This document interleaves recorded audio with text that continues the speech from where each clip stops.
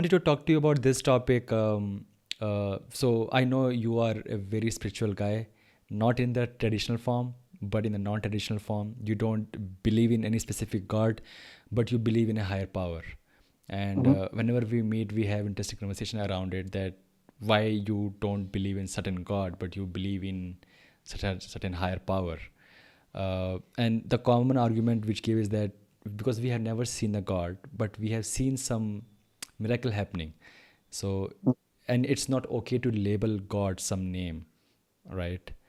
And you have basically held on to your point for a long time. And whenever we meet, because I myself, I used to go to a lot of programs by ESCON, so I used to bring those thoughts to our conversation, that that's how they are teaching, that there is a mention of this and this in our scriptures, and you have to believe in scriptures.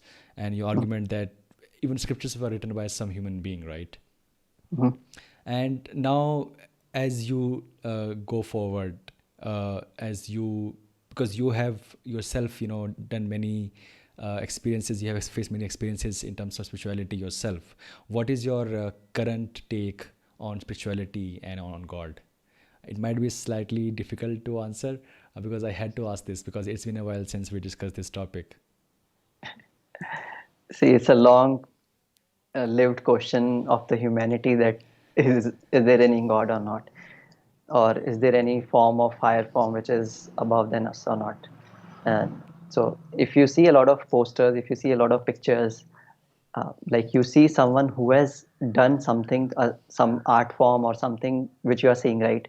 Like if I ask you, have you seen Radha? Have you seen Krishna? Have you seen Shiva? Who has done all these pictures, or who has done all these? Like it was not the God who came and who painted himself and told, see, I'm like this, or who gave the picture and told. It is through the stories, through the learn whatever they have learned in their life. And it is more of and then these artists who were spiritual, who were creative, they created those Right. things into one art form, which as a modern Shiva or modern Krishna, or someone who in your life as gods. I don't know, so many gods are there.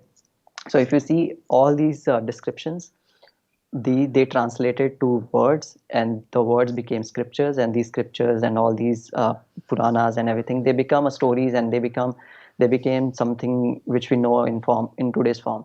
And then later, these people who were the artists, who were the creative people, they transform mm, these words and these sentences into images, Right. because because there's no other way how you can do it.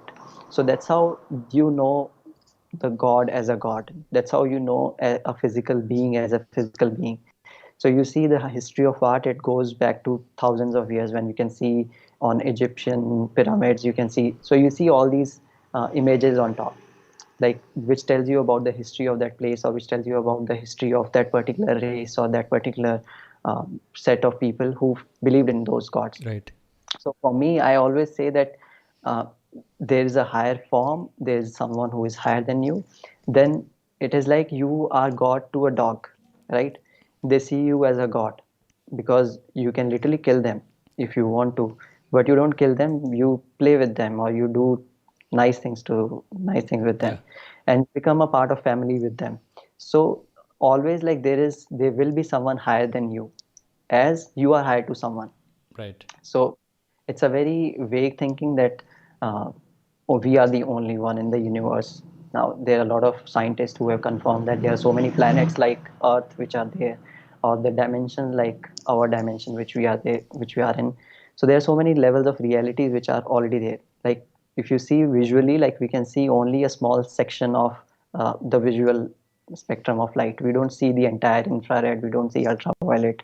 We just see a small section of visible light of It's one spectrum, o'clock. right? Right.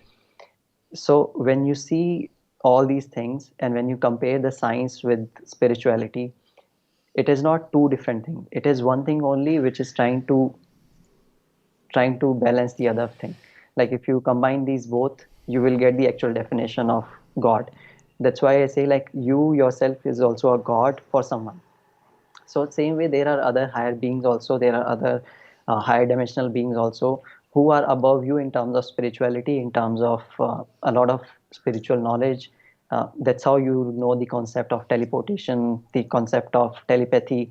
These things which we are discovering now as a human being, it was already there who have done something, who have already done all these things.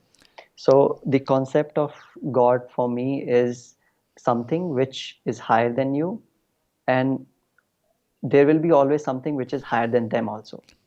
Right. Like there is no end to it. That's why scientifically, if you try to tell what is infinity, what is the last number in the digit system, you'll not be able to tell, because there is no end to it.